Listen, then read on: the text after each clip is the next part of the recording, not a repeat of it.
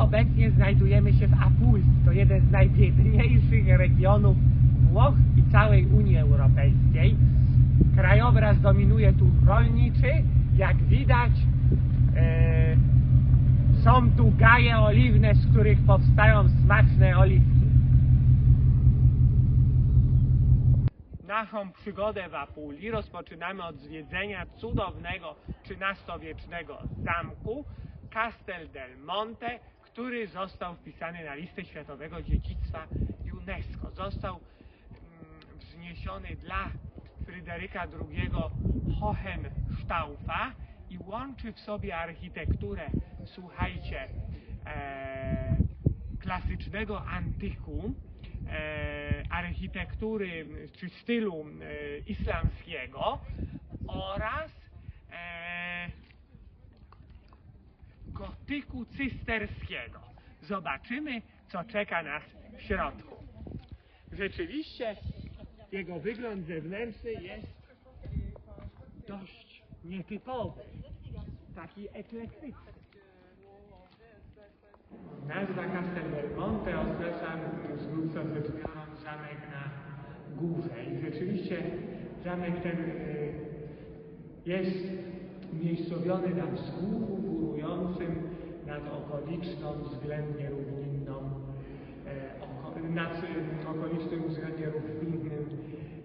krajobrazem. Natomiast wnętrza zamku del Monte są takie surowe, ascetyczne, kamienne.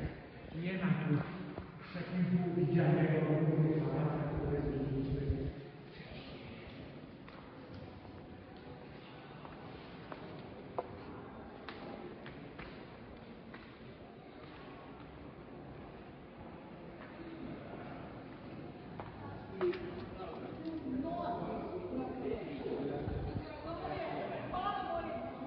Dzisiaj zwiedzamy Bari. Jedną z największych jego atrakcji jest zamek normańsko-szwabski, wybudowany przez Normanów około 1124 roku.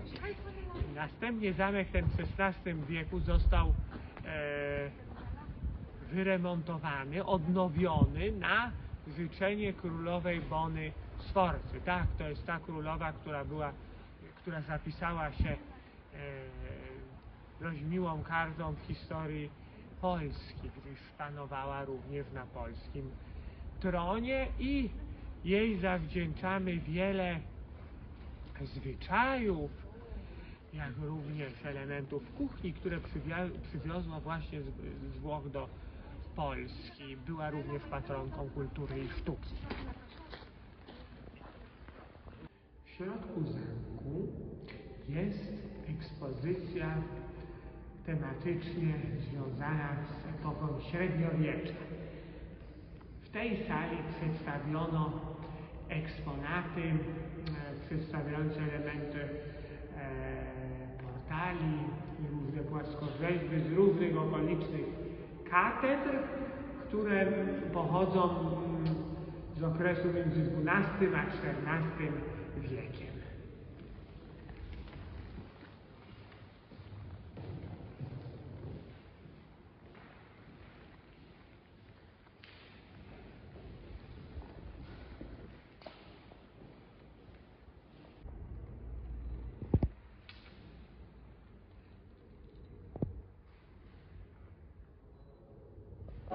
Na terenie zamku Bari jest również niewielka część archeologiczna.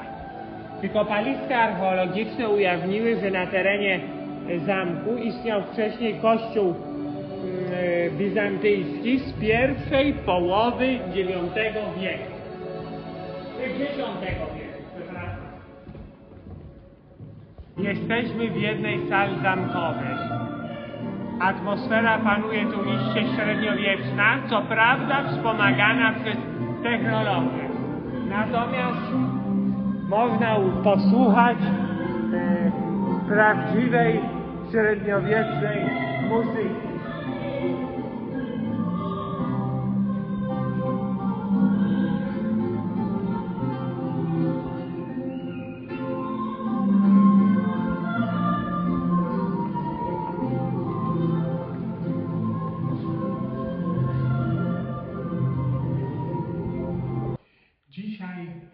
mamy dzień paleontologiczny. Wybraliśmy się do Altamury, a dokładnie do La Malungi, a w zasadzie to i tu, i tu. Jesteśmy teraz w centrum turystycznym, które leży nieopodal groty La Malunga, w której znaleziono, słuchajcie, szkielet Neandertalczyka sprzed około 150 000 lat. Miejsce to jest włoskim kandydatem do listy światowego dziedzictwa UNESCO. Znajduje się na tak zwanej tentative list. Niestety nie można zwiedzać samej jaskini, gdyż ma ona charakter dość niedostępny, trudny, ekstremalny. No i tam tylko mogą spaleontolodzy się udać i to dość szczupli, bo jest tam dość ciasno. Zobaczcie, jak to wygląda. Tam ten szkielet zachował się w dość dobrym stanie, tak jak mumia Ecci w Bolzano włoskim, która jednak ma 5000 lat, a nie 150, dlatego że działały specyficzne czynniki klimatyczne. W Bolzano, czyli mumia Ecci, zakonserwowała się dobrze w Alpach, w lodzie i przetrwała do czasów obecnych. Natomiast tutaj został sam szkielet, ale i tak jest dobrze zachowany, dlatego że działały na niego procesy krasowe, tak? Czyli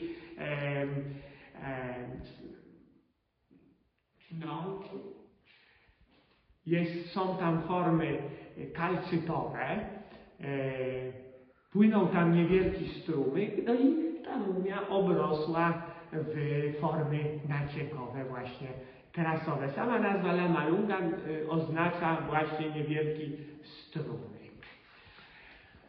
W tym muzeum obejrzeliśmy ciekawy film z technologii trójwymiarowej, który pokazuje nam właśnie pracę archeologów, paleontologów i opowiada więcej o tej mumii. Jest to bardzo ciekawe, a teraz jedziemy na miejsce właśnie, no nie do tej jaskini, bo jest niedostępna, ale do drugiej jaskini, położonej nieopodal. Co ciekawe, w jaskiniach tych znaleziono również szczątki prehistorycznych zwierząt. Konia, kozy i, uwaga, hieny. Teraz jesteśmy przy samym Puro di Altamura. Co to jest Puro? To jest taki lej krasowy, czyli obniżenie terenu, taka depresja wynikana z procesu krasówki. Tutaj ma ona w najszerszym punkcie średnicy, proszę ja was, około 700 metrów, głębokość 90 metrów. Troszkę przypomina kalderę wulkanu, ale powstała ona ze względu na procesy krasowe, nie wulkaniczne. I tutaj jest to ważne miejsce dla archeologów, bo tu odkryto jaskinie z pozostałościami neandertalczyka i prehistorycznych zwierząt.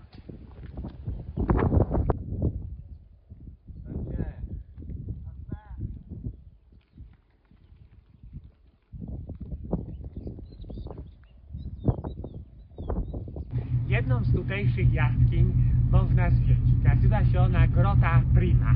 Niestety, jak widać, nie mamy odpowiedniego obuwia, bo mamy na sobie sandały, no więc musimy tu wrócić w obuwiu górskim, żeby móc ją zwiedzić.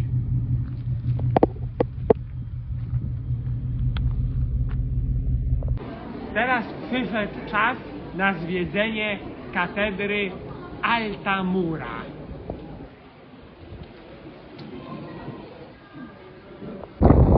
Słuchajcie, dzisiaj ponownie wybraliśmy się do Puro di Altamura. Z tej perspektywy widać ten lej krasowy w całej swojej rozciągłości. Niestety dzisiaj jest straszne wietrze.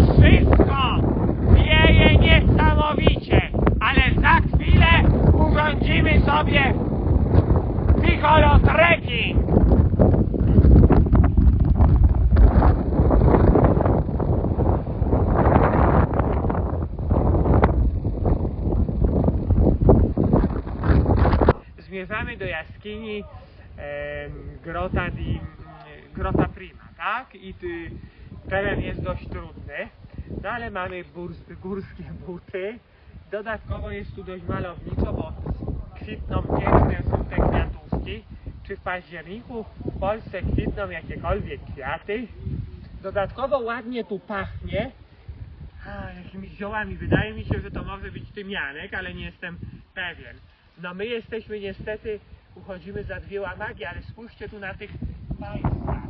No są starsi od nas, jeden z nich ma może 60 lat, a się wspinają przy użyciu profesjonalnego sprzętu lin po tych skałach. Dotarliśmy do Grotta Prima, jednej z jaskiń położonych w leju krasowym Pulo di Altamura. Jak wam mówiliśmy wczoraj, w tych jaskiniach archeolodzy i speleolodzy odkryli szczątki neandertalczyka oraz zwierząt prehistorycznych, między innymi kozy, hieny, konia i tak dalej. To jest jedyna z jaskiń, która jest dostępna do zwiedzania dla turystów.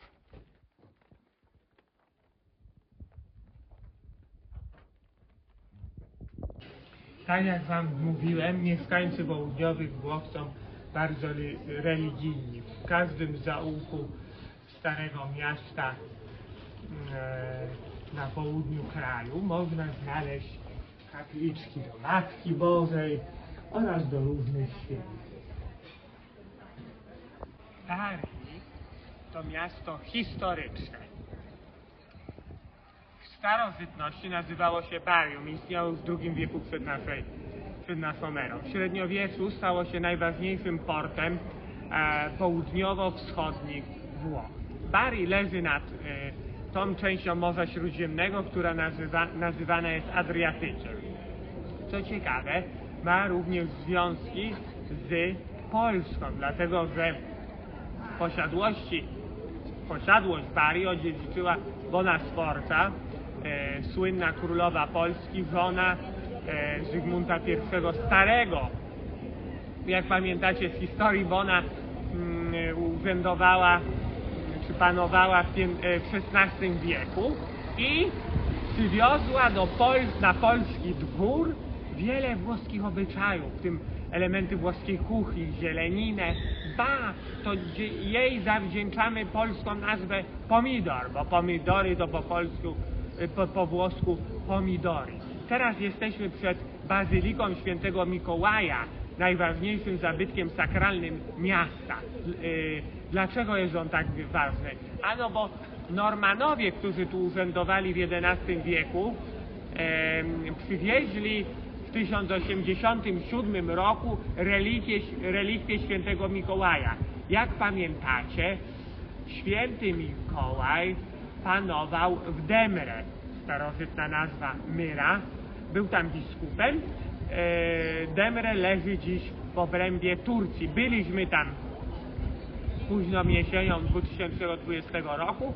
Na następnej relacji zobaczycie zdjęcia z tego cudownego miejsca. A za chwilę zwiedzamy samą Bazylikę Świętego Mikołaja. Ponoć jest tu też mauzoleum poświęcone Bonie Sforcy. Jesteśmy w podziemiach Bazyliki Świętego Mikołaja i tutaj złożono relikwie świętego biskupa Myry.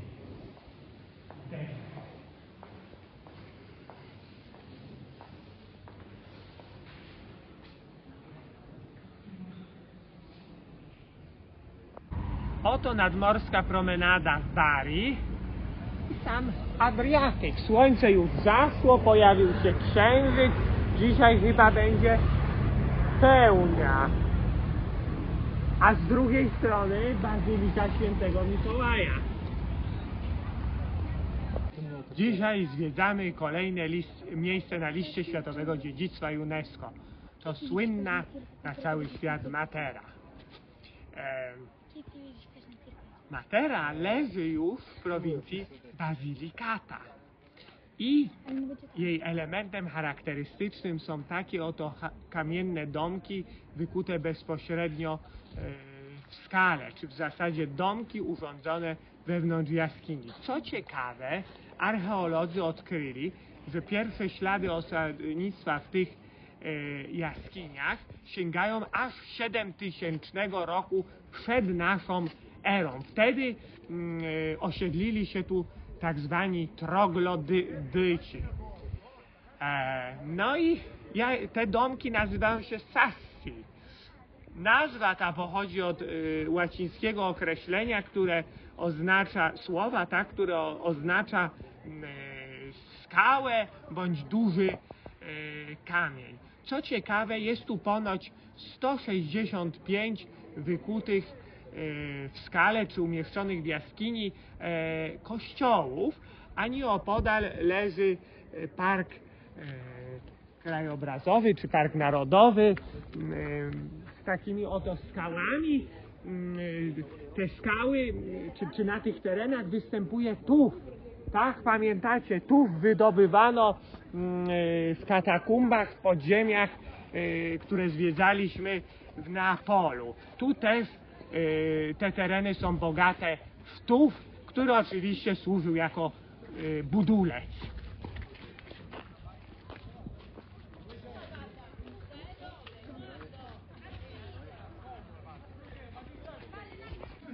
Teraz widać w całej okazałości park krajobrazowy Murgia Materana. Są tu takie malownicze skałki, a na dnie widzimy wąwóz, w którym płynie rzeka. I stąd można zrozumieć przyczynę, dlaczego osiedlali się tu ludzie już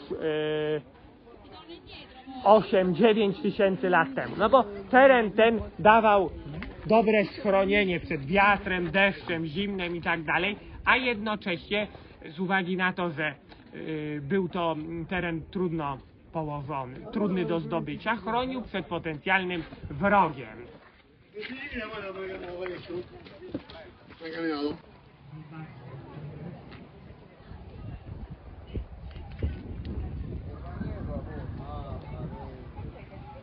Jesteśmy wewnątrz jednego ze 165 kościołów Sassi, czyli kościołów umieszczonych w jaskiniach. Matera to kościół świętej Marii z Idris. Obok niego leży kościół świętego Jana w Monterone. Zobaczcie, piękne freski. Kościół jest XIV wieku, chociaż przy kanturze niektóre freski pochodzą z okresu nawet od XII wieku.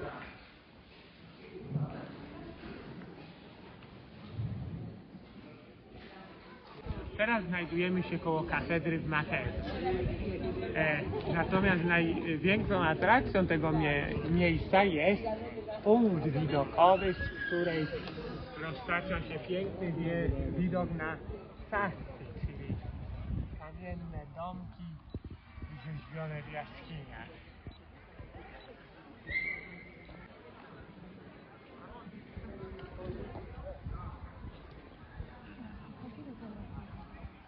Jesteśmy wewnątrz typowego Sassi. Nazywa się on Casa Grotta. Dom urządzony wewnątrz tufowej jaskini. No i są tu pokazane tradycyjne narzędzia, jakie używali mieszkańcy tych terenów. Jest to troszkę takie miniaturowe muzeum etnograficzne.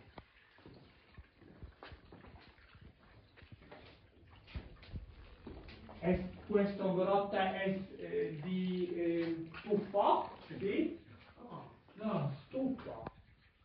Dzisiaj kontynuujemy zwiedzanie Matery. Rozpoczynamy od tego oto zamku. Castello Tramontano.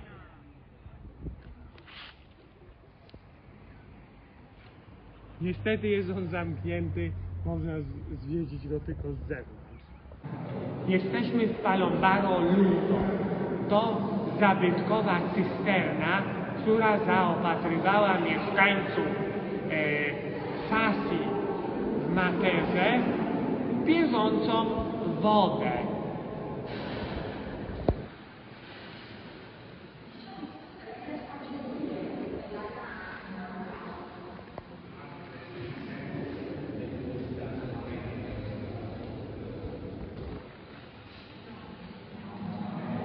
Tutaj jest miejsce taki, przypominające może taki warsztat, w którym wyrabiało się przedmioty codziennego użytku wykonane z tufu.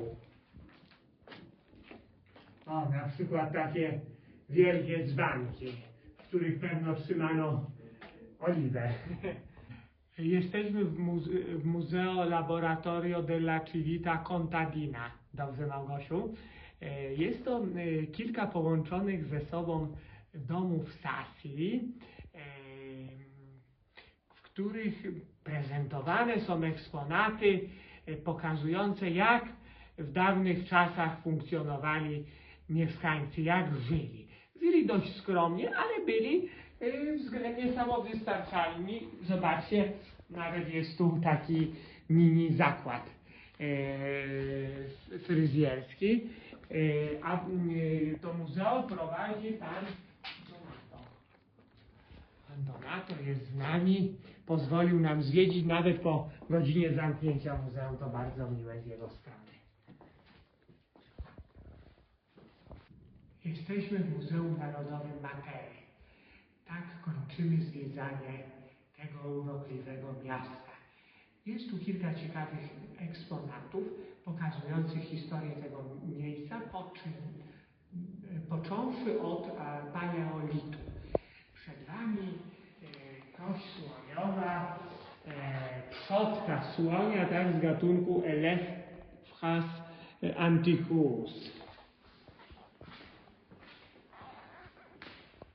Dzisiaj wybraliśmy się do Alberobello. To kolejne miejsce z listy Światowego Dziedzictwa UNESCO, które zwiedzamy w tej podróży. Symbolem miasta są domki zwane trulli. Są one wykonane z kamienia i mają specyficzne stożkowe dachy.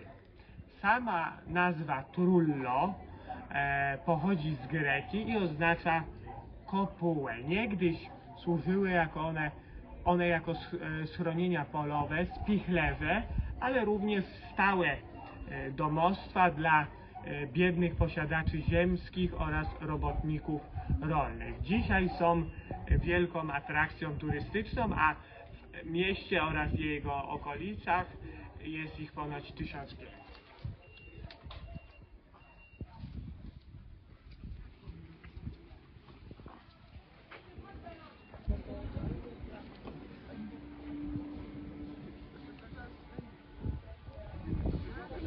Jesteśmy na tarasie widokowym, skąd rozpościera się piękny widok na Trulli. Zaraz będzie Magic Hour. Przy okazji kosztujemy lokalnej potrawy, takie pierożki z mozzarellą i sosem pomidorowym, zwane tu panzerotti. Nawet dobre, trochę jak pizza.